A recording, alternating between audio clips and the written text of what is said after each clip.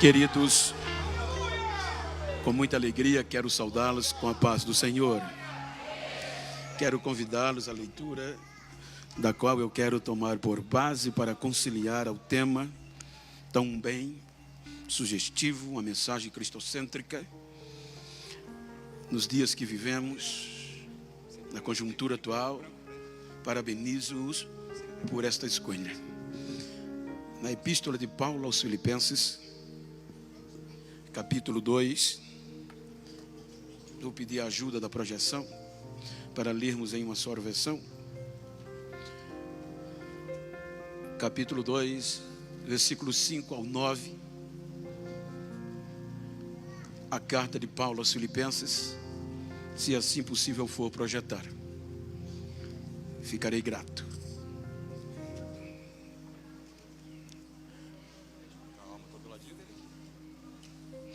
Então vamos ler. Obrigado. De sorte que haja em vós o mesmo sentimento que houve também em Cristo Jesus, que sendo em forma de Deus, não teve por usurpação ser igual a Deus, mas aniquilou-se a si mesmo, tomando a forma de servo, fazendo-se semelhante aos homens. E achado na forma de homem, humilhou-se a si mesmo, sendo obediente até a morte e morte de cruz. Pelo que também Deus exaltou soberanamente, Ele deu um nome que é sobre todo o nome. Amém?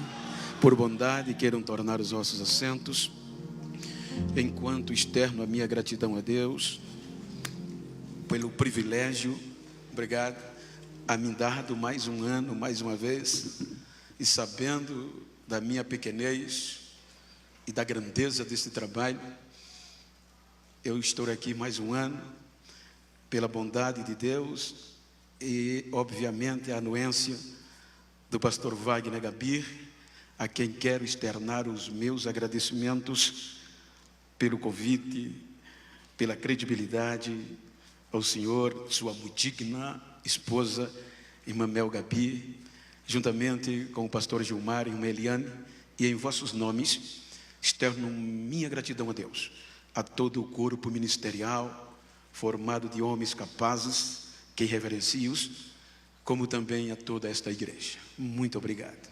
Quero externar também registro de gratidão à coordenação jovem, na pessoa do pastor Rogério, do evangelista Jader, e juntamente com ele, toda a coordenação, toda a membresia, todos os componentes, melhor dizendo, desta juventude, que Deus recompense-os por este feito. Deixo registrado a minha gratidão ao presbítero Wellington pela receptividade, o carinho de estar cuidando de mim, e Deus, aos amigos que Deus tem me dado nesta cidade. Gostaria de citar nomes por nomes, mas ao pastor Marco Romano, que foi o primeiro que me trouxe a Curitiba, Ulisses, o Isaac, em suma, Sidney, tenho muitos amigos que Deus tem me dado nesta cidade, muito bom revê-los. Queridos, quero tomar por base esse texto para, debaixo da graça e bondade de Deus, falar-lhes sobre a proposta que vocês escolheram e o poder da decisão. Quando nós lemos a carta aos Filipenses, obviamente, ela foi escrita por volta dos anos 60, 62 depois de Cristo, para uma região grega romana, região Macedônia, especificamente Filipo. Quando nós analisamos o contexto da carta, Paulo está estimulando aos gentios, diretamente gentios, a permanecer naquilo que aprenderam, tendo em vista que no capítulo 2, versículo 28 a 29, ele pede para que eles aguentem firme, suportando aqueles que resistiam à fé, mas que eles continuassem, não só crendo, mas também padecendo por Cristo, assim como Paulo também padeceu. Então Paulo, na sequência, vai mostrar o porquê Cristo é, e sempre foi, e sempre vai ser, por uma decisão que ele tomou, particularmente e pessoalmente. Quando nós vamos para a proposta que os irmãos escolheram, baseado nisto, veja que a carta aos Hebreus também foi escrita, não certamente, mas acredita-se, no mesmo período. E agora um escritor não identificado, dentro do contexto, vai escrever aos hebreus convertidos também uma mensagem estimulativa a permanecer na fé, naquilo que eles aprenderam. Quando o escritor aos Hebreus, ele vai motivar, os irmãos observem que por volta desse tempo, houve um contexto de desistência muito grande. Por isso que muitas cartas foram escritas neste período, publicitada por mão destes homens. Isso implicava dizer que a promessa do evangelho, que tanto os gentios como os judeus tinham aceitado, não estava fácil de permanecer por conta das adversidades, das contrariedades que eles estavam vivendo. Por isso que muitos estavam desestimulando da fé, da esperança da volta de Cristo e queriam desistir. Então, tanto Paulo para os gentios de Filipe vai dizer o que Cristo fez, como o escritor aos Hebreus. O escritor aos Hebreus, para motivar a igreja, os hebreus convertidos, obviamente, universalmente, ele vai mostrar no capítulo 1 que eles não podiam desistir da proposta, que Cristo é superior aos anjos, porque dentro do contexto, veja que no capítulo 1, versículo 4, se puder projetar, veja que Paulo, o escritor aos Hebreus, melhor dizendo, vai mostrar que Cristo é superior aos anjos, tendo em vista que o contexto da lei era acreditando nas coisas que já não era Cristo. Então, ele diz o seguinte, que Deus deu a Cristo um nome excelente, um nome acima que nenhum anjo teve. Por isso que Deus o exaltou, dando-lhe um nome, porque ele diz, qual dos anjos? Deus disse, hoje eu te gerei. Mas no contexto de Cristo ele diz, hoje eu te gerei, tu és o meu filho. Então, o escritor aos Hebreus vai mostrar aos leitores que Cristo é superior aos anjos. No capítulo 3, ele mostra que Cristo é superior a Moisés. Por quê? Ele diz, Moisés foi tido como um servo fiel na casa, mas Cristo não. Cristo é filho, e a honra de filho é maior que o servo. Cristo foi exaltado dentro da própria casa que somos nós, se permanecermos até o fim. No capítulo 4, ele vai mostrar que Cristo é superior aos sacerdócios. Capítulo 4, versículo 14 e 15, porque nós não temos um sumo sacerdote que não se compadeça das nossas fraquezas, que de uma vez por toda entrou no santuário. Vejam que ele vai motivando a pessoa de Cristo e os seus feitos. Quando chega no capítulo 10, ele estimula, ele vem, a promessa está feita, não desestimule, porque o que há de vir, virá e não tardará. No capítulo 12, ele diz, irmãos, nós estamos rodeados de uma tão grande testemunhas, ou estamos observados de todos os lados, mas permanecermos firmes, porque o vencedor corre olhando para o alvo, e no nosso caso, Cristo, autor e consumador da nossa fé. No capítulo 13, ele vai abordar isto da eternidade, do presente e do futuro. Ele é estimulativo, o mesmo, ontem, hoje e sempre. Então eu quero tomar por base, para que basear nesses três contextos, porque ele é, ele foi, ele é e sempre será. Quando nós analisamos aos anjos, observem que os anjos, obviamente, no contexto que me vem, eles foram antes de nós. Foi uma criação angelical, mas veio a decepção. O pecado afastou os anjos de Deus, uma terça parte. Imagine o estrago, uma terça parte dessa juventude saindo, vai ficar um vácuo. Então uma terça parte dos anjos decepcionaram. Aí Deus vem com um julgamento para o anjo de luz, e esse julgamento vem de uma forma terrível. Por isso que Judas, capítulo 1, por favor, a mídia me ajude, se assim for possível, fique aí ligado, que é Bíblia. Quando nós lemos capítulo 1 de Judas, versículo 6, observe que Judas vai falar de dos anjos, da classe que decepcionou, e por isso houve vazio na terra. Quando os anjos decepcionaram, vejam que a Bíblia diz que o anjo de luz foi julgado. E esta terça parte teve um julgamento de forma jurídica, diretamente. Judas 1:6, não sei se está tendo problema. Eu prego Bíblia, então me ajuda aí, por favor. Então, quando nós analisamos, está escrito que os anjos que não guardaram a sua originalidade ou a sua principal habitação, Deus os reservou à prisão eterna, ou seja, em um julgamento preparado para o dia do juízo final. Então, um julgamento sem direito ao contraditório. Os anjos tiveram um julgamento direto e afastados foram de Deus.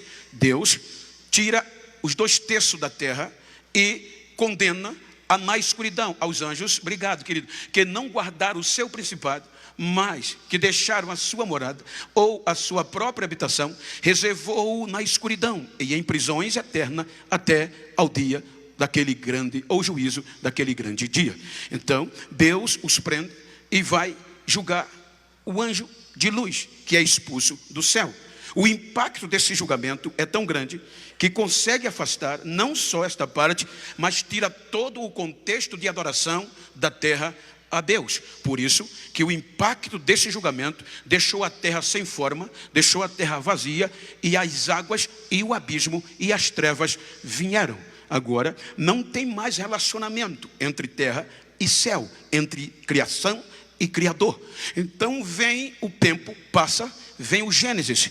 Quando o Gênesis vem, vai contar a nossa história humana. No princípio, criou Deus céu e terra, e a terra era sem forma e vazia. Então disse Deus, haja luz, e as trevas se separaram. Chamou Deus a luz dia e as trevas noite. Então, obviamente, disse Deus, as águas se afastem, a terra surge. A porção seca chama Deus terra, as águas mares. Então Deus vai trabalhar num contexto de adoração.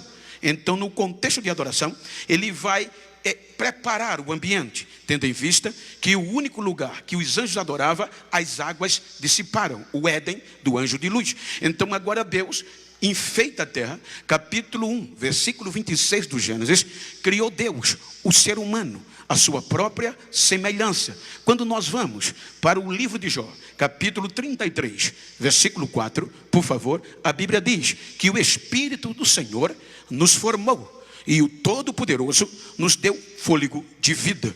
Então isso implica dizer que o Espírito nos deu forma. E há quem diga, alguns eruditos, que Ele nos viu tão perfeito que disse, morarei dentro dele, desse ser, o único racional, o único que ia ter acesso de novo ao Criador. Então o Todo-Poderoso veio e soprou nas nossas narinas. Então quando nós analisamos, o Espírito de Deus me fez, e a inspiração do Todo-Poderoso me deu fôlego de vida. Quando nós vamos para o escritor, a carta aos Hebreus, capítulo 2, versículo 5 por diante, ele diz que em certo lugar alguém testificou, o que é o homem para que te lembre deles, ou o filho do homem para que o visites? Um pouco menor que os anjos o fizeste e o coroaste de glória. Então Deus, pelo contexto da carta, Ele cria nós um pouco menor que os anjos, porque os anjos já decepcionaram e foram julgados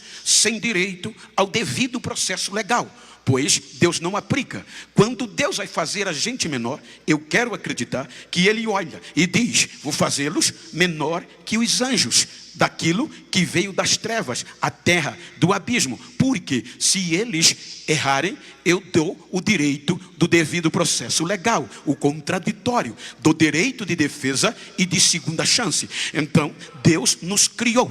Então quando nós vamos para o capítulo 2 do Gênesis, versículo 8, Deus criou um lugar geográfico, chama de Éden, e ali coloca o ser humano para o adorar. Agora vai ter relacionamento de novo. A terra não está mais vazia, já tem 2 adoradores para adorar a Deus. Então Deus vem e vai descendo. E o relacionamento era tão íntimo que a Bíblia diz que quando Deus entrava no jardim, na igreja, não precisava acenar, não precisava falar. No barulho dos seus passos, o adorador já sabia: ele chegou e eu o adorarei. Então vem o relacionamento. Capítulo 3 do Gênesis. Então vem o anjo personificado na serpente e engana a Eva, e Eva aceita a proposta, dizendo-lhe o mesmo crime que eles cometeram. Isaías 14 diz que o crime dos anjos foi se voltar para Lúcifer e ter ele, ou o anjo de luz, princípio de igualdade, querendo ser igual a Deus. Isso é Isaías. Quando nós vamos agora para o capítulo 3, a serpente diz a Eva: foi assim que Deus disse, que nenhuma árvore do jardim vocês podem comer. Aí Eva responde: não, ele disse que de todas nós podemos, mas a árvore do meio, do conhecimento e do mal, do bem e do mal, não tocaremos e não comeremos, porque no dia que comermos, morreremos. Separação. Então Lúcifer diz: não, é que Deus sabe que no dia que vocês comerem deste fruto, os vossos olhos se abrirão e vocês serão iguais a Deus. Princípio de igualdade.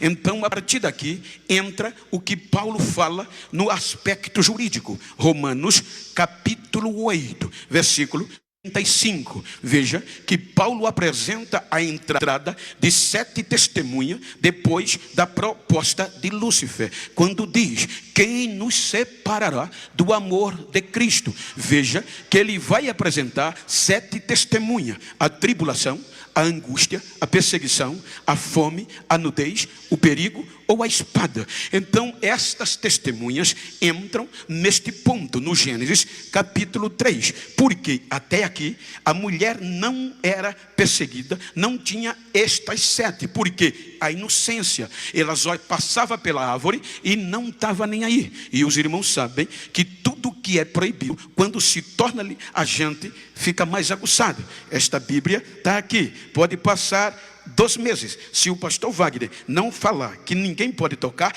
ninguém vai ligar, mas no dia que ele falar, a gente vai ser tentado a tocar, porque é normal. Então aqui entram 7 testemunhas para observar a atitude dos adoradores, Adão e Eva. E no julgamento, essas testemunhas não pertencem às partes, nem A nem B, mas ao juiz. São os olhos e os ouvidos do juiz. Então é por isso que quando Lúcifer lança, então vem o perigo. Ela agora sabe que o perigo está ali, mas ela suporta. Mas o perigo traz a perseguição. Agora todos os dias ela passa no jardim dando ouvido ao sermão, e o perigo, a perseguição atrai a ela. A perseguição traz a angústia, e a angústia mexe de dentro para fora, e a angústia traz a tribulação, e ela vai vencendo. A tribulação traz a fome. Então quando ela sente a fome, ela vai para Adão e convence a Adão, e a fome leva eles à árvore. Quando eles chegam na árvore, ela diz: vou comer primeiro. Quando ela come, ela não morre, não há nada anormal. Aí Adão disse: então a serpente tinha razão. Aí ele come. Quando ele come, a nudez entra. Quando a nudez entra, é hora do adorador entrar no culto, entrar na adoração. Então quando o adorador entra, não tem mais ninguém na igreja, porque a nudez levou-os para fora da igreja, detrás das árvores. Aí Deus vem aqui, como não sabe de nada: aonde você está, meu filho? Onde você está? Estou escondido. Ora, por que estás escondido? Porque estou nu. Ora, quem te mostrou que estava nu? Veja que aqui, quando nós estudamos os atributos de Deus, a onisciência, ele diz que Deus sabe, que Deus vê tudo antes que aconteça. Então é um contraponto nós observarmos nesta visão, se Deus está perguntando como não sabia. Isto tira o seu atributo, mas não, é que Deus aqui está dando direito, está iniciando o devido processo legal. Eu não posso julgá-lo nem condená-lo sem lhe dar direito de defesa. Aí Deus vem, como não sabe de nada, e dá a chance da instauração da defesa. Porém, veja que Adão não usa o devido processo legal. Ele transfere a culpa, porque as testemunhas estão lá, convictas de que eles erraram. Ele não tem alternativa, transporta a culpa para a mulher. Aí Deus vai para a mulher e diz: o que tu fizeste? Ela transfere para a serpente. A serpente já está julgada. Aí vem Deus. Quando aí a fome e a nudez, a espada entra. A espada é símbolo da morte, da separação. Aí Deus vai julgar. Era para a nossa história já acabar logo aqui, nesses princípios, porque já havia jurisprudência. Os anjos foram julgados sem direito a apelar, sem direito ao devido processo legal, pelo mesmo crime. E obviamente, se o mesmo juiz já julgou um crime e a decisão foi aquela, já era para ser aplicada a nós, sermos presos para o dia do julgamento final, para ser jogado no lago de fogo. Mas não, quando Deus olha e não tem justificação para o homem, aí entra a graça. Por isso que Paulo diz que pelo homem veio o pecado, e o pecado trouxe a morte, e a morte vai passar de um para o outro. Observem que dentro deste contexto vem agora a tribulação vem, ou seja, o pecado, a morte e o inferno entraram como promotor de acusação, e as 7 testemunhas testificaram contra Adão e Eva. E qual é a sentença? Separação. Eles separaram Adão e Eva de Deus. Destituído foi o homem da glória de Deus. Então Deus expulsa o ser humano, mas não condena. Ele protela o julgamento. Ele obviamente não diz o nome, mas ele mata um animal, que é a graça, e veste a nudez do homem, e protela o julgamento, mas expulsa, fecha o jardim, a espada, os querubins, e agora o ser humano vai viver as consequências do seu erro. Capítulo 4 do Gênesis, consequência, primeiro homicídio, literalmente. Capítulo 5, o escritor mostra a genealogia do pecado de Sete. Capítulo 6, o pecado toma conta, degradação geral do gênero humano. Então o pecado vem e arrebenta com o ser humano, está no total. Aí o promotor, a acusação, faz uma petição, e esta petição era um novo julgamento. Aí Deus desce e aceita a denúncia. Quando ele olha, ele vê que o nosso coração como humano era má nos nossos desígnios. Aí ele diz: me arrependi de os haver feito, vou dar fim, cabo nele, vou destruí-los. Então quando ele assina a sentença para atender a petição da acusação, então ele vai nos julgar, e o julgamento é condenação. Quando ele assina a sentença para desistir de nós, a graça vem de novo, e Noé acha graça aos olhos de Deus. Aí Deus protela o julgamento, e por isso ele vai poupar, para não desistir de nós, 8 almas. O dilúvio vem no capítulo 7, a sentença de Deus. Capítulo 7, o dilúvio predomina. O outro lugar de adoração, o Éden de Adão, também as águas destruíram. Agora estão numa arca adorando,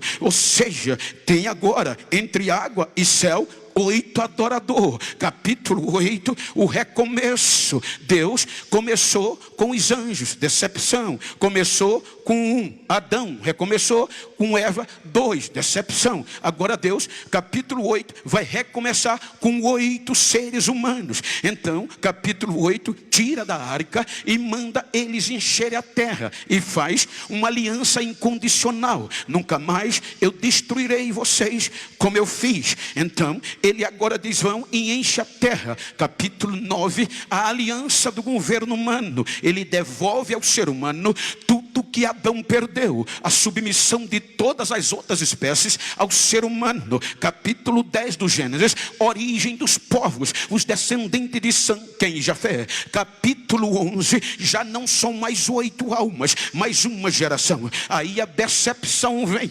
Eles engrandecem o coração e querem desobedecer a Deus, ou desobedecem. A ordem era encher a terra. Aí vem Deus e observa que eles estavam construindo uma cidade para as torres tocar nas nuvens.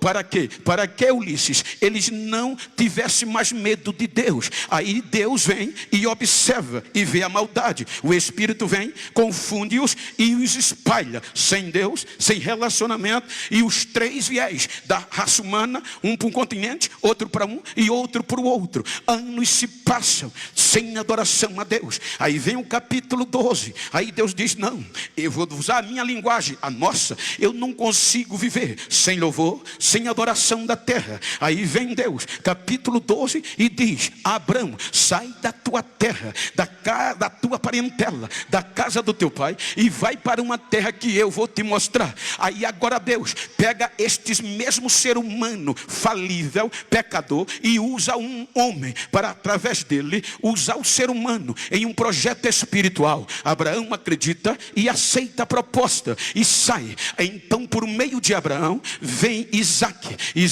vem Jacó. Então a Bíblia diz que no período de Jacó, Gênesis 46, 26, que 66 almas desce para o Egito com Jacó, José, Manassés e Efraim. Deus agora vai recomeçar com 70 almas, um projeto espiritual. Meu povo, meu zeloso, eu estarei no meio dele, vai ser o meu filho e eu vou ser o seu pai. Então Deus cria Israel. Os judeus é o único povo da terra que vai adorar, representar a terra diante dos céus. Então Deus tira-os do Egito. Capítulo 24 do Êxodo, versículo 3. Deus propõe uma aliança condicional. Se vocês me obedecer, eu habito no meio de vós. O povo judeu disse: faremos o que o Senhor nos falou. Então foi feita uma aliança com sangue de novilho por meio de Moisés.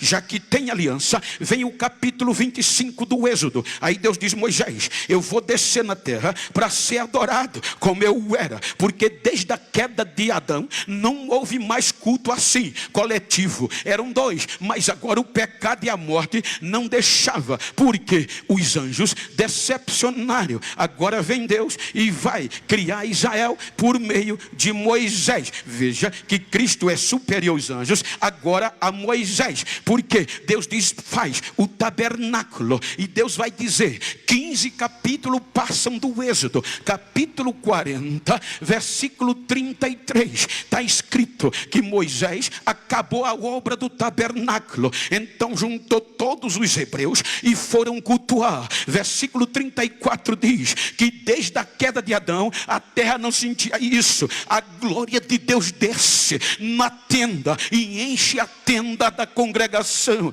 Então a nuvem cobriu a tenda da congregação e a glória do Senhor encheu o tabernáculo. Versículo 35, nem Moisés podia entrar, de maneira que nem Moisés podia entrar na tenda da congregação, porque a nuvem ficava sobre ela e a glória de Deus enchia a casa. A glória de Deus está na terra de novo, a glória de Deus está entre os adoradores. Agora vai ter adoração.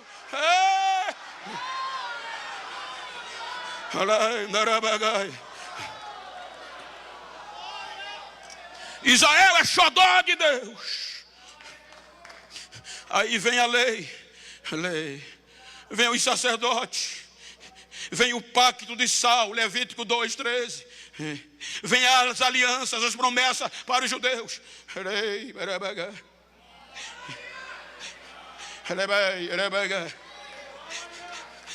Mas aí o pecado vem. Paulo, Romanos 5:14, ele diz que a morte reina desde Adão até Moisés. No entanto, a morte reinou desde Adão até Moisés. Isso quer dizer que nem os anjos resistiram, nem Adão resistiu, o período da inocência, e Moisés, representando a lei, não resistiu. Aí Jeremias vem, Jeremias 52:13. O único lugar de adoração na terra entre o ser humano e Deus é queimado, o templo em Jerusalém. Jeremias, capítulo 52, versículo 13. Nabuzaradã queimou o templo, a casa do Senhor. Fogo destruiu. Agora a orquestra não louvava mais. Os degraus foram destruídos. A arca foi roubada, levada. Agora foram levados para a escravidão. Sem Deus, sem louvor, sem culto, sem adoração.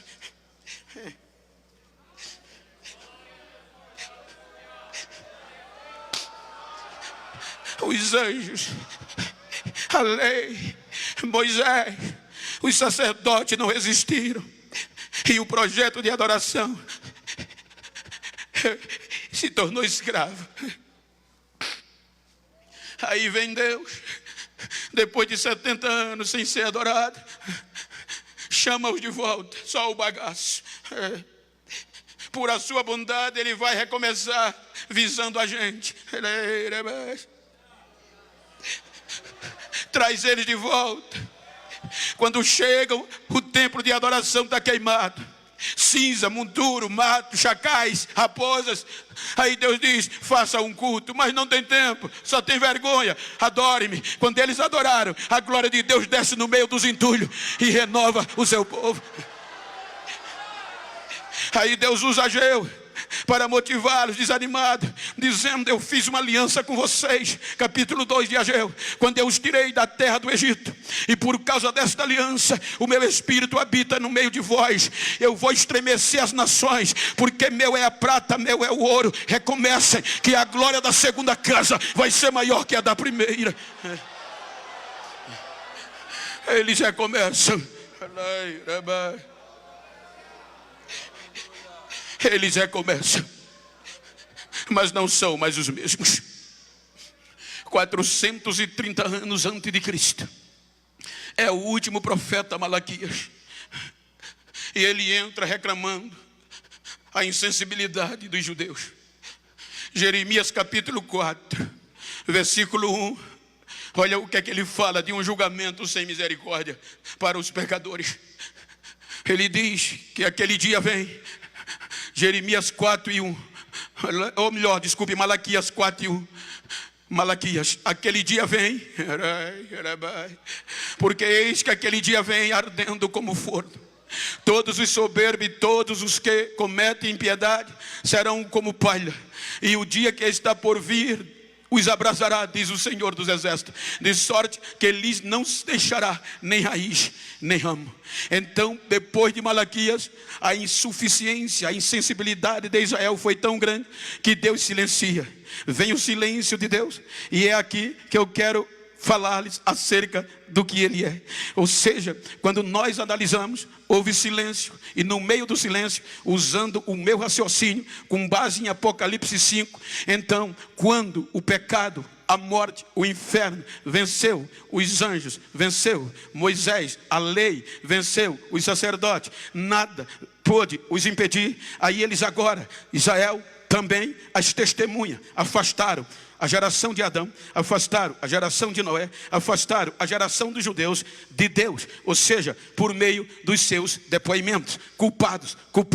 Aí Deus entra em silêncio, no meio do silêncio. Aí Jesus mostra a João, no meu pensamento, que ele não está escrito, para não dizer que eu estou pregando heresia, mas a Bíblia me dá esse direito. João diz que Jesus mostra a ele que neste período, eu quero acreditar pelo contexto, que quando Jesus venceu, mostrou a João na volta do Apocalipse, no início. Ele diz, capítulo 5, que foi arrebatado em espírito ao céu.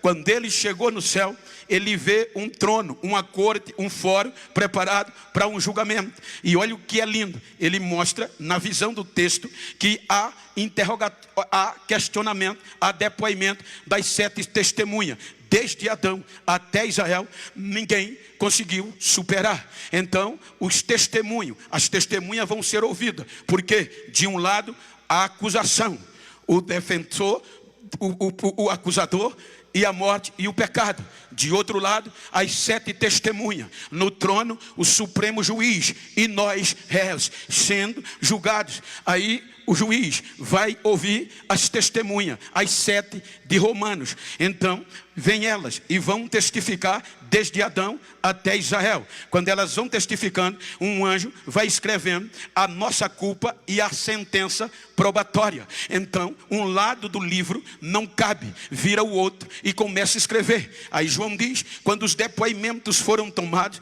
então o livro foi enrolado e selado com 7 selos e entregue na mão do Supremo Juiz. Quando o juiz pega, a nossa culpa era tão comprobatória, a nossa sentença não dava brecha para absorver ou atenuar a pena. Então o juiz diz, mas eu não posso julgá-los sem dar direito ao contraditório. Procure um advogado para defendê-los diante de mim e da acusação. Aí os anjos vão procuram no céu, não encontra, desce para a terra, não encontra um advogado, vai para baixo da terra e não encontra, e volta dizendo, meritíssimo, ninguém quis aceitar o processo deles, ninguém foi achado digno de tomar o livro, de desatar o selo e nem olhar para ele. É muito crime, é impossível absolvê-lo. Aí agora ele nos deu o direito, mas como não tem advogado, ele só tem uma alternativa: terminar ali. Ali era para ser o juízo final, era para nós, pela nossa culpabilidade, pecadores, sermos julgados para o fogo eterno, preparado para o diabo, para a morte e os seus anjos. Quando o Supremo vai agora abaixar, dá a sentença, então o que acontece? Diz Paulo, Filipenses, que antes do juiz assinar a nossa destruição, entra um ser na sala do julgamento, e esse ser vai pedir direito de voz, e o meritíssimo cede. Quando o meritíssimo cede, ele diz, meritíssimo, eu aceito o processo, eu quero assumir o processo. O meritíssimo fica alegre e diz aceito, mas a acusação alega impedimento jurídico. A acusação diz, meritíssimo, ele não pode, ele não tem como aceitar. Então o meritíssimo pergunta, com qual argumento você diz isso? As prerrogativas que ele tem. Ora, e quais são as prerrogativas? Ele é o verbo, ele é o verbo, ele é o princípio, ele é o alfa, ele é o ômega, é pai da eternidade, é conselheiro, é príncipe da paz, ele é Deus, ele é glorioso, ele é Deus. As prerrogativas não o impedem de aceitar o processo.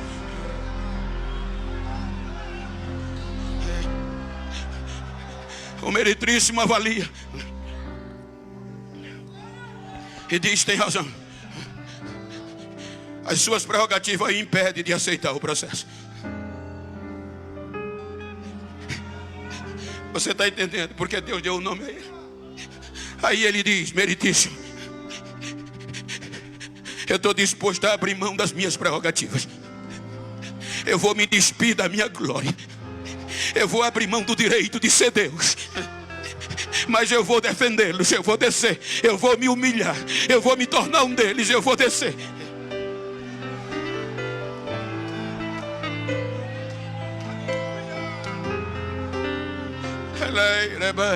Quando você olha o arrolar do processo, me permita recapitulá-los. Quando você vai para Apocalipse, quando nenhum advogado aceitou, João chorava e diz o motivo. Qual era o motivo do choro? Ninguém aceitou o nosso processo. Quando você olha antes de Cristo os nomes que a morte lambeu, você vê na filosofia homens que mudaram a história do pensamento humano pelo poder da ciência, da criatividade. Epícuros, Platão, Zenon, Aristóteles, tantos os outros. Quando você vai para a monarquia, homens como Ciro, Belsazar, você vê nome como Nabucodonosor, o Grande, o Alexandre, Filipe e tantos outros que mudaram a história política da raça humana. Mas a morte venceu todos. O pecado venceu todos. Quando você vai para a Bíblia, aí Paulo e a Bíblia mostram o arrolar desde a graça, porque ele diz que o pecado veio pelo homem, Adão, e Deus protelou, mas Adão não venceu o pecado e consequentemente a morte. Adão gerou 7, a morte venceu. Sete gerou Enos. Eno voltou a fazer culto, mas o pecado veio e a morte venceu ele. Eno gerou a Cainã, Cainã a Malaléu, Malaléu a Jared e Jared a Enoque. A Bíblia diz que Enoque disse: eu não vou pecar. Aí disse: eu vou andar com Deus, é o único meio de me livrar do pecado. Aí Deus disse: gostei, já que você decidiu andar comigo, eu vou dar exemplo para a geração futura. Quem anda comigo, a morte não tem poder. Vou te arrebatar vivo para mostrar que eu sou Deus. Enoque gerou Metusalém. Metusalém não aprendeu e a morte venceu. Metusalém gera Lameque, e Lameque gera Sem, gera Noé, e Noé Sem, Cã e Jafé. O pecado vem e a morte vem. A sentença do dilúvio. Depois do dilúvio, Deus protela e vai rolando o processo. Diz a Bíblia que Sem gera Arfajade. A morte vence os dois. Arfajade gera Elar e Elar a Eber. Eber a Reu, Reu a Peleg, Peleg a Serug, Serug a Naó, Naó a Terá, Terá a Abraão. Aí Deus disse: meu amigo, vou fazer de você um projeto espiritual. O pecado e a morte vence Abraão. Abraão gera Jacó, Isaac, a morte vence.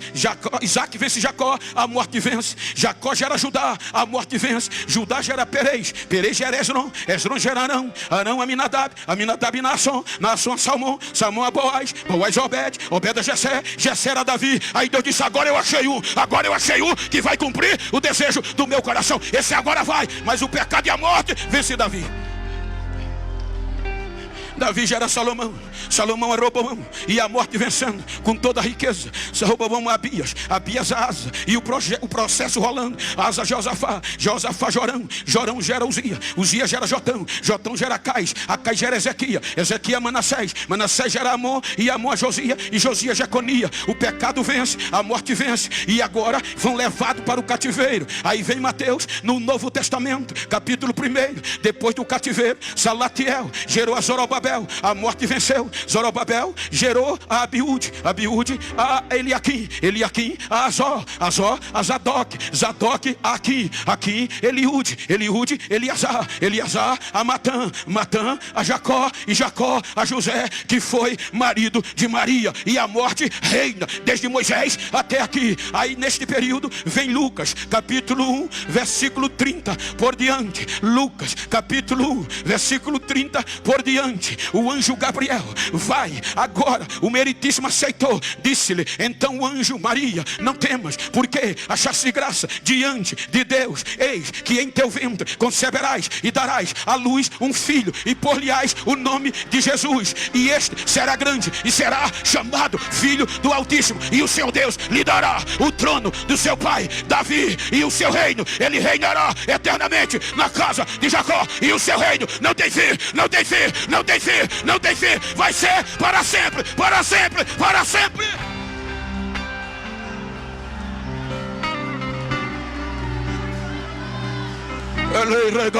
Adore, adore, adore. Agora o advogado vai vir. Agora o papai aceitou. Agora diz Paulo aos Gálatas: cumprindo a plenitude dos tempos, Deus enviou seu filho, nascido de mulher, para resgatar os que estavam condenados pela lei.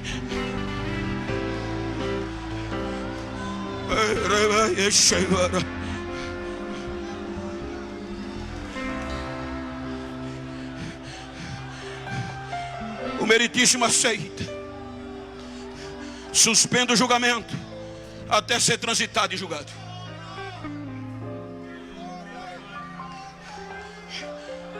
Olha o que Deus faz, gente.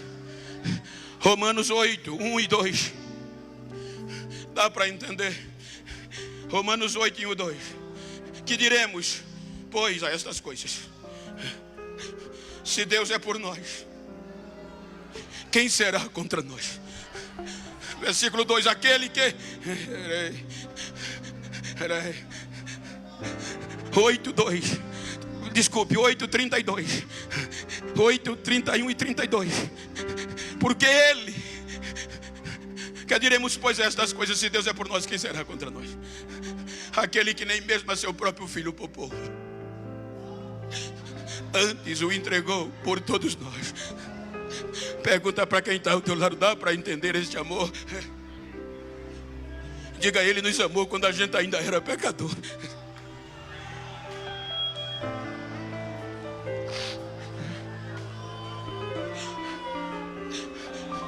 Ele vem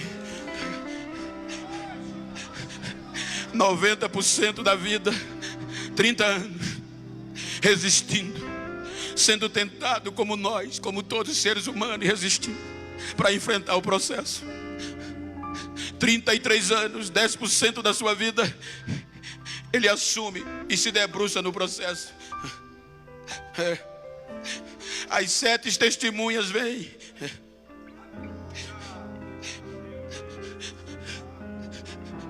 Com proposta de Lúcifer, o perigo, a perseguição pelos judeus, a angústia, a fome veio, como tentou e perseguiu Eva e Adão. Adão e Eva agora vem para ele. E ele vai resistindo. A angústia chega e diz: eu já separei todos de Deus, vou separar você também. Pega ele de dentro para fora. É a única vez que ele pede ajuda. Me ajude a orar. A minha alma está angustiada até a morte. Os eruditos dizem que não era medo da morte, era da separação, porque ele nunca tinha sido separado. Agora, por causa de nós, ele sabia que a separação viria do Pai. A angústia dizia: vou maltratar você e vou envergonhar. O suor se transforma em gota de sangue. Por 3 horas ele pede: Pai, se possível for, afasta de mim esse cálice. Aí Pai não responde, por amor a nós. Aí quando a angústia disse: eu vou pegá-lo, ele grita: Pai, não faça o que eu quero, mas a tua vontade prevaleça. A angústia sai, a nudez vem. A nudez. Eu fiz alguns cursos em Jerusalém e os professores dizem que ele ficou nu totalmente, que é o ápice da vergonha. Paulo disse que ele suportou o opróbrio, a vergonha por nós. Tiraram-lhe todas as roupas para ele desistir, mas ele não desiste do processo. Quando a nudez passa, a tribulação vem. A tribulação no original é de cascar o grão. São os chicotes que dilaceraram o seu corpo, moído. Os historiadores dizem que os chicotes fizeram tantos cortes no seu corpo, que rasgaram os tecidos do seu corpo, que se olhasse a olho nu, os cortes eram tão profundos que viam o pulmão trabalhando. Por causa do nosso processo. No direito, se eu sou advogado, peguei o teu processo, analisei, debrucei no senso comum, mas não vi, o teu crime é tão grave que eu vou ter dificuldade, eu não conseguir te absolver e nem diminuir a tua pena. Então, pela minha insuficiência, eu vou devolver o processo e digo: eu não quero honorário teu, eu não consigo te absolver. Então, agora, a tribulação dizia: você vai ter que devolver, você não vai conseguir. Aí Isaías diz que em vez de ele devolver ao Pai, ele toma sobre si. E agora o castigo que ia nos absolver estava sobre ele. E pelo andar do processo, a gente ia ser sarado das nossas enfermidades, porque o castigo agora que ia nos trazer a paz está sobre ele. Quando ele assume o nosso castigo, o nosso processo, aí a espada vem. E a espada é a morte. Meio-dia, ele está pendurado na cruz. Aí o céu olha e o processo está sobre ele, o nosso pecado. E a força do pecado, da morte é o pecado. A força da morte é o pecado. E a força do pecado era a lei. Aí agora papai separa, o Espírito sai. De meio-dia às 3 horas, escuridão, separação. E no meio da escuridão há um grito de lamento, questionamento: Deus meu, por que me deixasse só? Diga para quem está ao seu lado: era o teu processo, por causa do teu erro.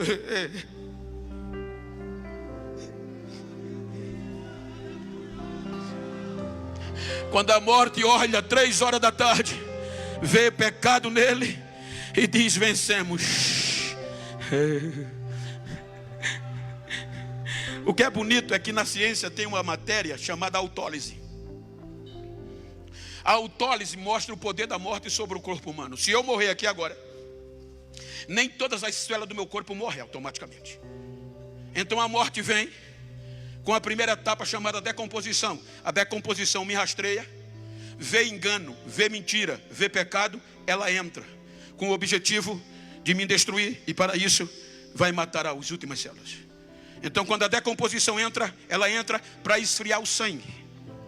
Ela tem 12 horas. Com 12 horas o sangue está totalmente frio, a pele está pálida, todas as células morreram. Aí ela com 13 horas, 12 horas ela sai, entra a putrefação. Já que não tem célula viva, a putrefação entra dentro do organismo, vai apodrecer de dentro para fora. Com 24 horas, que é o segundo dia no calendário judaico, você já está podre. No senso comum enterra. Com 25 horas entra a colonização. Você já está sepultado. Os insetos, os germes vão habitar no teu corpo, vão eliminá-lo, comê-lo. Você foi destruído pela morte. Observem que até aqui todos que ressuscitaram do Velho Testamento já estavam podres, porque foi achado em pecado. 3 horas da tarde Jesus morre com os nossos pecados. 5 horas tira-o da cruz. 6 horas já está no sepulcro. Pela lógica já era pronto para os insetos. Aí a morte, dando vida ao sermão, desce no sepulcro e diz: vou tirar sarro. Quando ela entra, tem surpresa. O sangue não está ficando frio, a pele está rosada.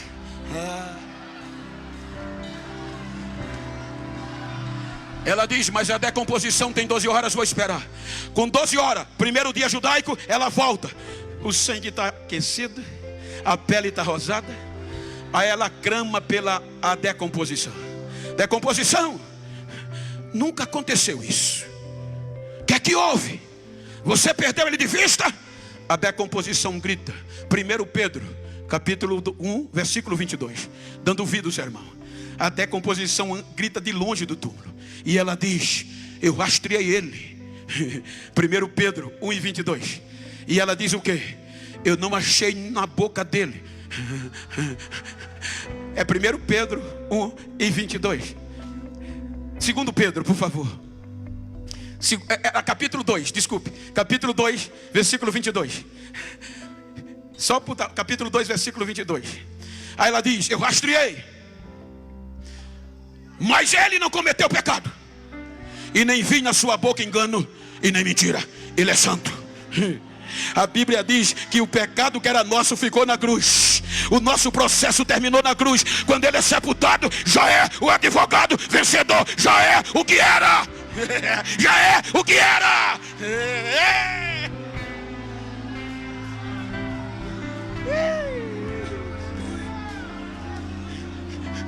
Segundo dia, sem a decomposição, a putrefação não entra.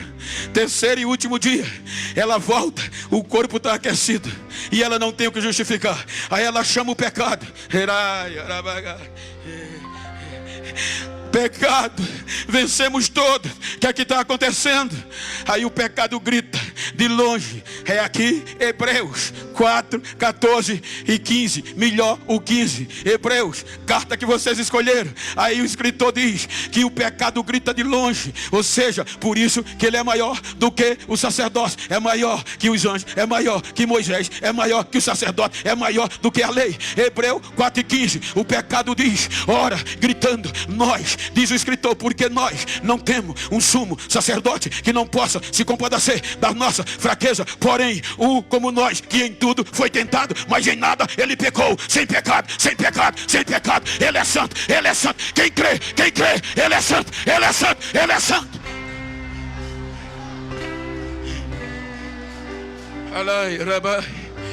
Eu tenho 3 minutos, o senhor me permite passar um pouquinho? O pecado e a morte se rendem. Na antiguidade, quando um rei vencia o outro mais fraco, ele descia, tomava a coroa do perdedor, o seu poder e os despojos, e um mensageiro saía correndo para a cidade do rei: levanta os portões, alargue, porque o nosso rei é vencedor, vencemos. Porque um rei vencedor voltando para casa, por mais alto que fosse o portão e mais largo, não cabia a sua glória. Então o que é que acontece? O pecado rende, a morte rende. Aí a Bíblia diz que ele desce à mais baixa profundeza da terra, toma o poder do pecado, o poder do inferno, e diz: todo o poder foi me dado no céu e na terra. Toma os despojos e diz: quem estiver em mim não vem mais para aqui. O caminho agora é para cima. O caminho agora é para cima. Para cá não desce mais. Aí ressuscita. Quando ele ressuscita, Maria Madalena, na manhã do terceiro dia, chega atrasada. Quando ela chega para botar bálsamo nos restos mortais, não tem mais ninguém, só está os lençóis. Ela desespera, as mulheres choram. Os anjos chegam: mulheres, porque vocês estão procurando entre os mortos aquele que já voltou a viver. Ele não está mais aqui, ele já ressuscitou. Ele já ressuscitou. Ei, pentecostal, balança esse crente que está do teu lado aí, balança ele. Diga: levante a cabeça, ele está vivo. Levante a cabeça, ele está vivo. Ele está vivo, ele está vivo. Ele é o mesmo de ontem, é o mesmo hoje. Ele está vivo.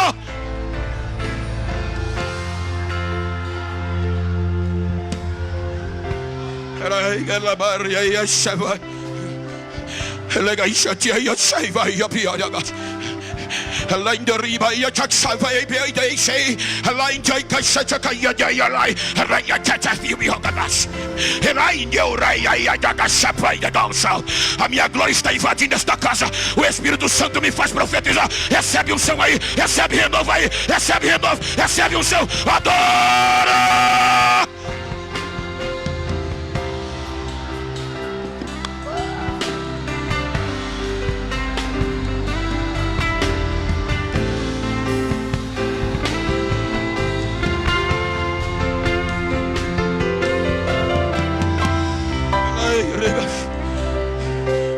Ressuscita,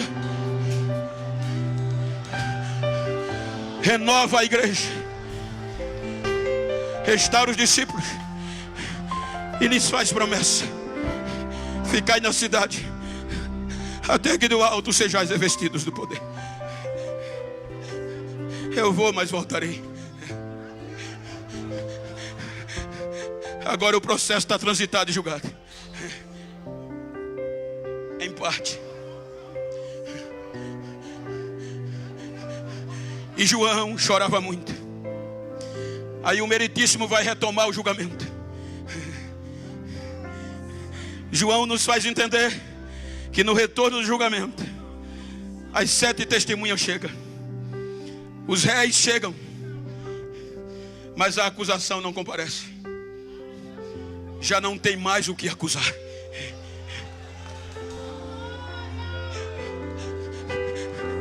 O juiz vai ouvir as 7 testemunhas que afastaram dele todas as gerações até ali. Pasmem, 7 depoimentos de inocente.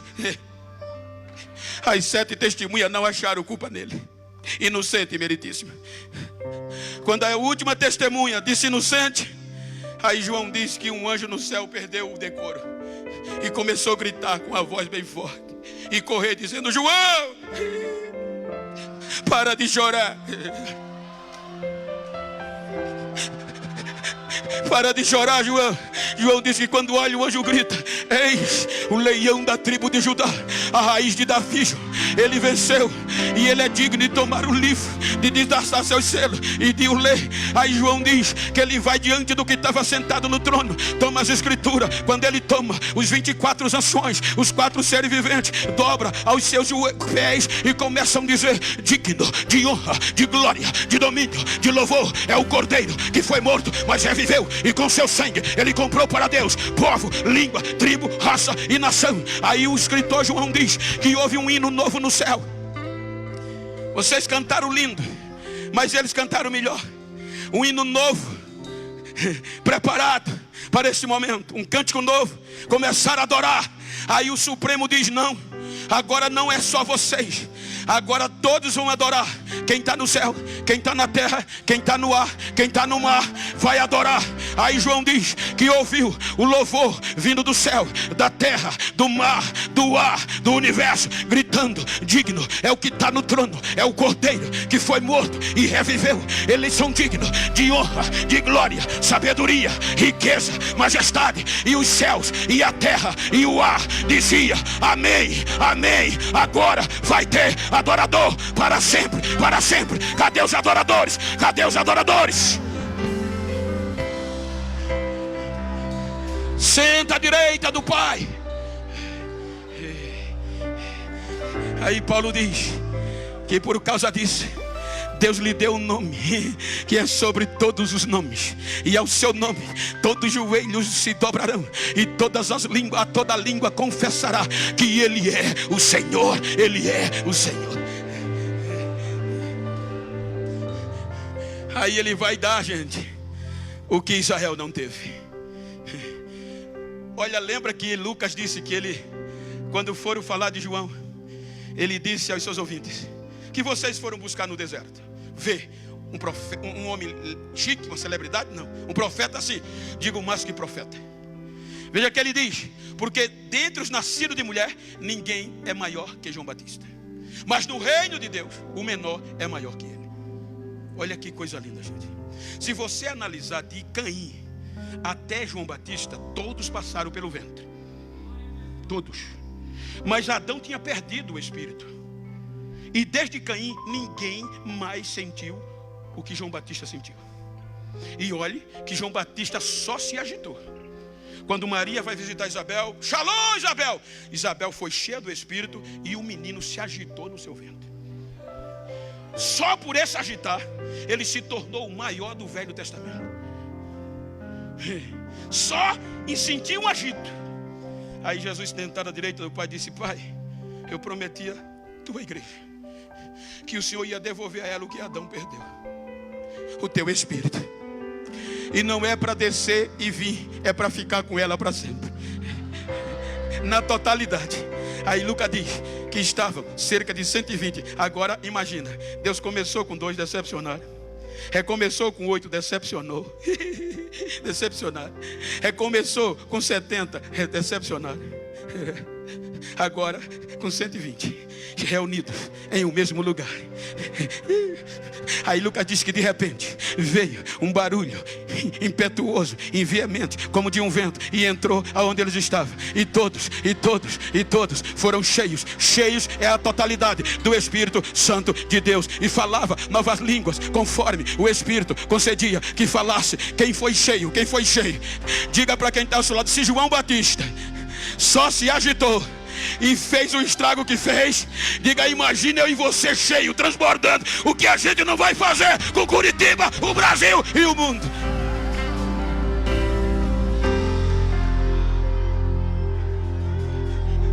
Aí Paulo vai fechar.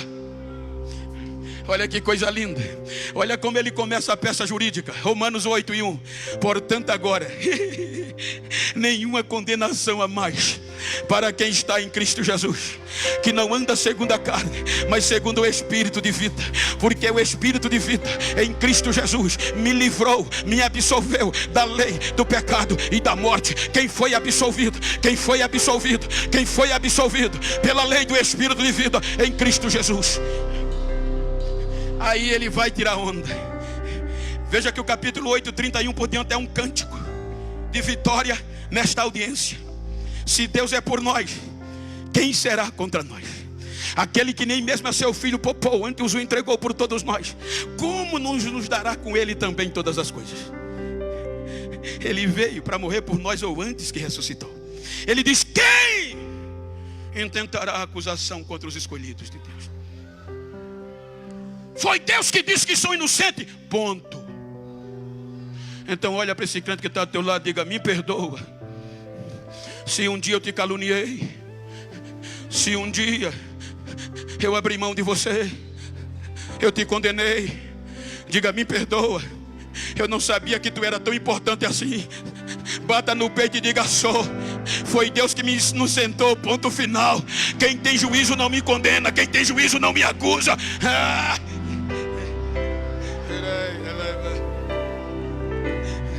Aí ele vai tirar onda, pastor. Senhores coordenadores do passado, ele vai tirar onda. Reverência. Aí ele diz: quem nos separará do amor de Cristo? A tribulação, a perseguição, o perigo, a fome, a nudez, a espada. Somos entregues à morte todos os dias por amor a ti.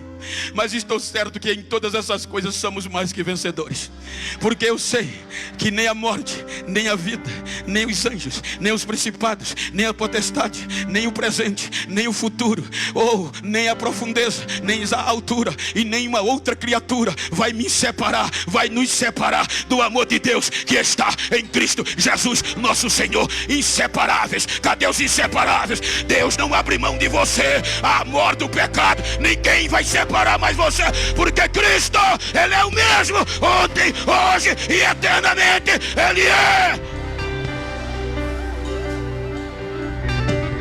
Fique de pé por bondade.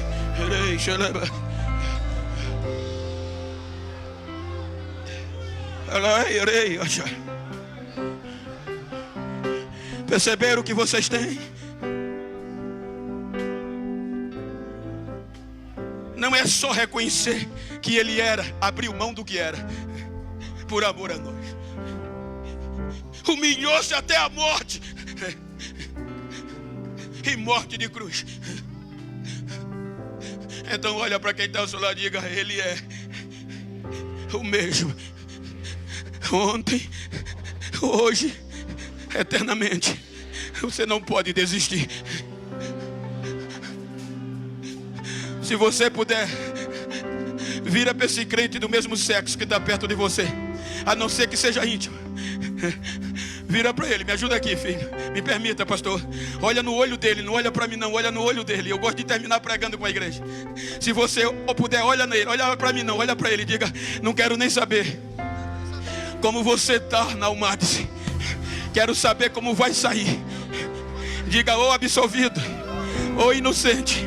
Eu quero saber como você vai sair. Diga: vou sair pegando fogo, vou sair renovado, vou sair animado, porque eu sei que nada vai me separar dele. Diga: me faz um favor, a partir dessa Almadice, 60 anos, avisa quem não acreditava em mim, quem pensava que eu ia desistir. Diz a ele que ele vai ter que me engolir, que eu vou sair pegando fogo. Vai ouvir o meu barulho de glória. Abraça ele, adora com ele, adora.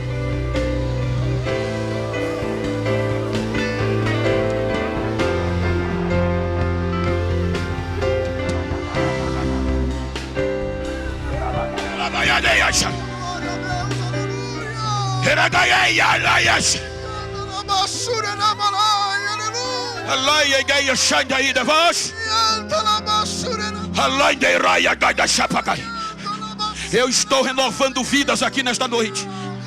Eu estou fazendo coisas grandes no meio do meu povo esta noite. A minha glória está sendo derramada de forma torrencial. Assim diz o Senhor: receba o renovo da minha apoteose. Receba o renovo da minha apoteose.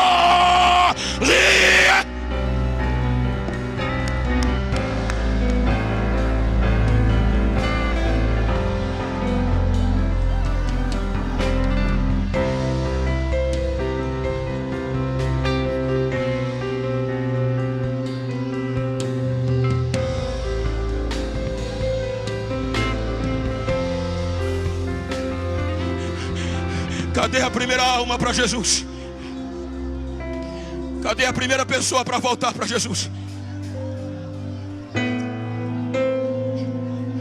O juiz protelou o julgamento para o capítulo 20 de Apocalipse. E lá não vai ter mais misericórdia. Mas aqueles que estão em Cristo não participarão do julgamento como réis, mas vão estar ao lado dele. Diga para quem está ao seu lado: eu não vou estar na fila dos julgados, eu vou estar ao lado dele. Cadê você que desistiu e quer recomeçar? Cadê a primeira alma na nave, na galeria? Pensa bem o que ele fez. Ainda dá tempo. Ainda dá tempo. Cadê a primeira alma? Veja se tem alguém que se afastou. Veja se tem alguém aí no telão. Venha, filho, venha. Ainda dá tempo, filho. No capítulo 20 de Apocalipse não vai ter mais chance.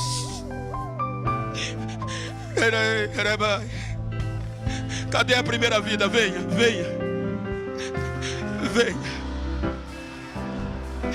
Pode chorar. Cadê a segunda? Sai do teu lugar e vem. Ajuda ela aí, que Deus te abençoe, filho. A segunda já está cortando o corredor. Cadê a terceira? Cadê a terceira? Cadê a quarta?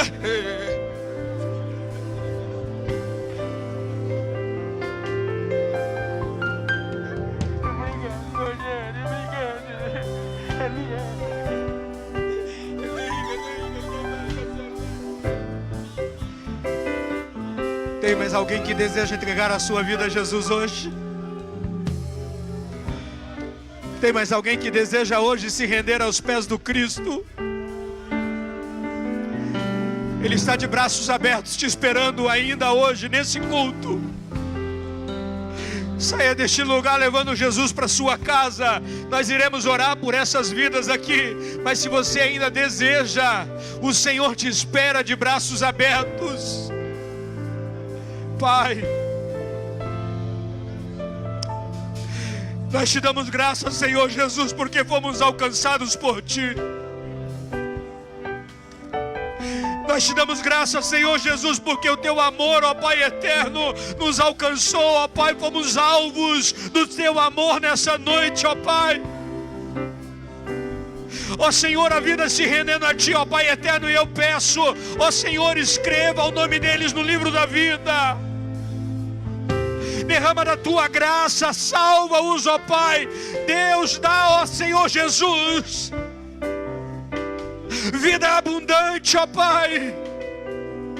Enquanto a vida se rendendo a Ti, ó Jesus, ainda nessa noite da vida nova, vida abundante, ó Deus. Assim nós oramos, ó Senhor, em Teu nome. Amém e amém. Tome seu assento. Tome seu assento, mais um minuto, nós já iremos encerrar. Os nossos irmãos que estão aceitando a Cristo, por favor, aqueles que estão acompanhando, leve eles à esquerda nossa. Ali eles poderão serem cadastrados para que a gente possa acompanhá-los. Eu quero aqui só reforçar a todos os irmãos. Amanhã continuamos às 19h30. Pastor Eliseu Rodrigues estará ministrando a palavra do Senhor. Cantor Rafael Oliveira. Quinta-feira teremos pastor Mateus Soares e cantor William Bidiel. Sexta, sábado e domingo. A partir de sexta-feira estaremos indo para o ginásio do Tarumã, em um grande espaço, para um grande momento. Estará ministrando a palavra de Deus pastor Otoniel Gomes e louvando a Ana Clara Rocha. Sábado teremos o irmão Cleiton Queiroz cantando e pregando o Jonathan Carlo. E domingo, canção e louvor, adorando e ministrando a palavra, pastor Cláudio Gama. Antes de você ir embora, aqui embaixo, no subsolo, você que deseja adquirir a Bíblia comemorativa da Almaty, desça aqui. Nós temos ali várias Bíblias e você pode levar uma para casa. Camiseta, caneca, agenda, passe aqui. Também a cantina da Almaty, você que vai se alimentar certamente após o culto, desça e adquira aqui um alimento, assim você está abençoando a nossa Almaty. Que Deus abençoe. Eu quero agradecer a todos os dirigentes de congregação, a todos os dirigentes, que Deus abençoe a vocês, os nossos superintendentes, os nossos diretores, a toda a nossa igreja. Eu quero louvar a Deus pela vida de vocês. Nós estamos aqui presentes, também temos a presença, aqui queremos mencionar o prefeito da cidade Diamante do Norte, Eliel Correia, prefeito da cidade, Dr. Camargo, Edilson Xavier. Também nós queremos, nessa última oração, orar pelo diácono Francisco, que está internado. Queremos também agradecer aos jovens da Igreja Visão Missionária. Nós tivemos ali no Templo Menor, lotou todos os espaços aqui. Os jovens da Visão Missionária que estiveram ali cultuando ao Senhor no templo menor. Nessa oração também vamos orar pela irmã Cacilda Peste, que foi secretária da Almadice, e nessa última oração estaremos orando por ela também. Mas nós queremos agradecer a Deus pela vida de cada um dos nossos irmãos, aos nossos ex-coordenadores da Almadice, aqueles que fizeram parte da Almadice. O lema continua: uma vez o Almadice, sempre o Almadice. Que Deus abençoe a todos os nossos irmãos. Eu quero nesse momento passar a palavra ao nosso pastor presidente, e quero que os irmãos estejam em pé para que possamos receber o nosso pastor.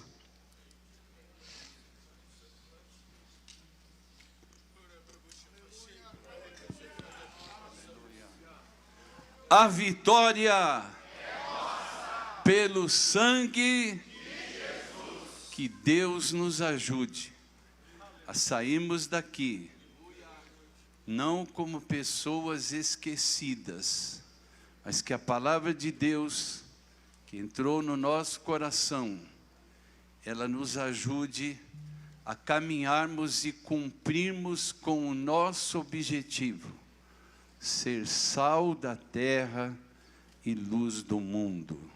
E o pastor que ele convidou para que eu estivesse aqui dando uma palavra, quer pedir agora a oração dos santos em seu favor e em favor da minha esposa. Pode ser?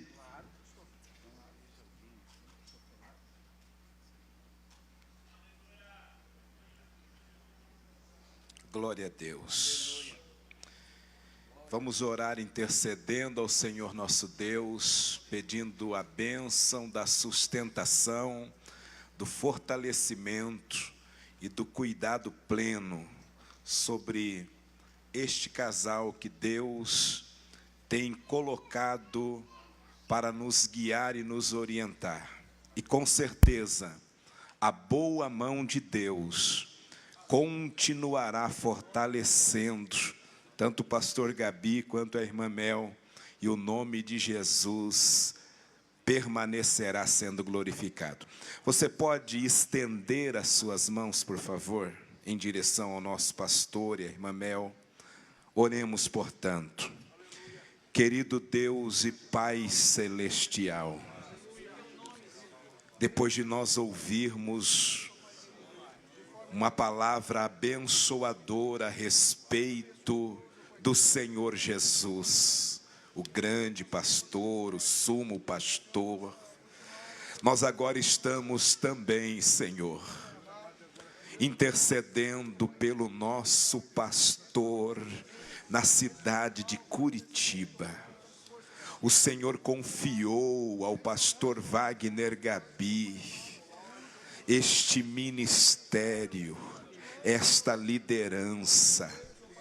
E eu quero tributar a Ti, ó Deus Todo-Poderoso, gratidão pela vida do Teu servo, e rogar sobre ele, sobre a sua muito digna esposa, a irmã Mel Gabi, o cuidado de Deus, renovação em saúde, que o Senhor esteja trazendo fortalecimento, e conforme diz a Tua palavra, que nenhuma arma forjada contra o Teu servo venha prosperar, nenhuma ferramenta preparada venha prevalecer, e que ele permaneça no oculto do Teu tabernáculo, sendo guardado pela Tua poderosa mão.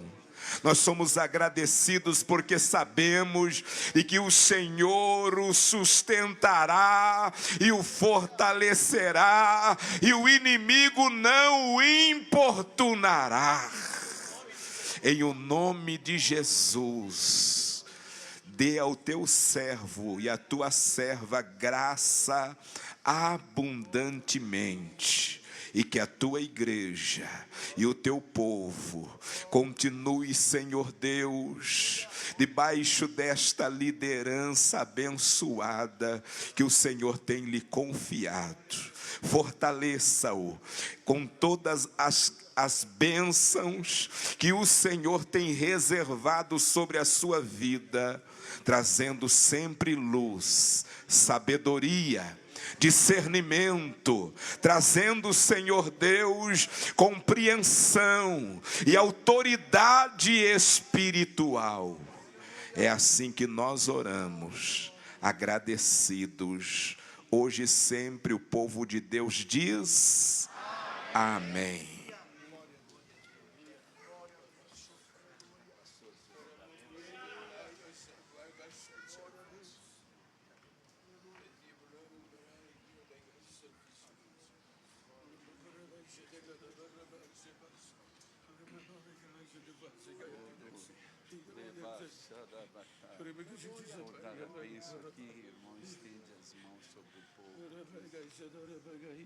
A graça de nosso Senhor e Salvador Jesus Cristo, o grande, imutável amor de Deus e as preciosas consolações do Espírito Santo reinem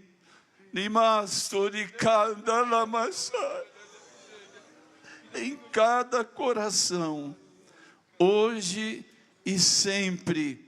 Com gratidão dizemos amém. Quem disse amém, aperte a mão de alguém e diga: a vitória é nossa, pelo sangue de Jesus.